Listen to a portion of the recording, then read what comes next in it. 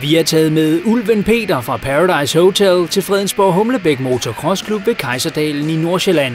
Her kan han geare ned for Paradise-livet og op for kubikken, når han mødes med hundredvis af andre motocrosskørere for at køre race. Vi har rigtig gode forhold.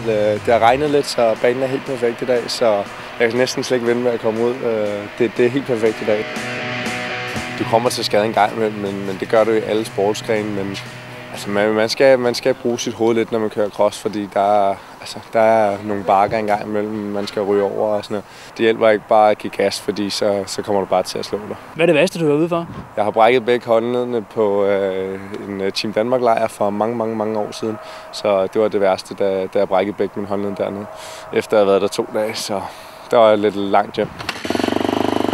Men hvordan er forholdet til motocrossvennerne, nu efter at Peter pludselig er blevet landskendt for sin farverige medvirken i Paradise Hotel? Det er sjovt, det hele. Det har ikke rigtig ændret sig noget herude. Drengene ser stadig på mig som på den samme måde, så det har ikke rigtig ændret så meget herude på crossbanerne. Det er helt dejligt at komme herud, for der er sgu ikke nogen, der snakker om Paradise herude. De snakker sgu om cross.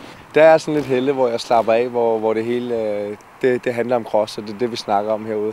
Så det er rigtig rart at komme herud og så slappe af, og så lige komme lidt væk fra det hele. Der er ikke stået nogen juhu-piger, som har fundet ud af, at du kører den her klub op på tribunen der? Nej, desværre, men de er da velkommen til at komme ud, men der har ikke stået nogen endnu. Er der overhovedet piger i at køre cross, eller er der flest i Paradise?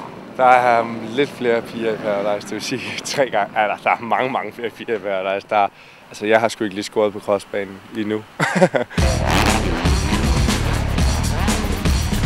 Det lader vi være en invitation til de danske piger.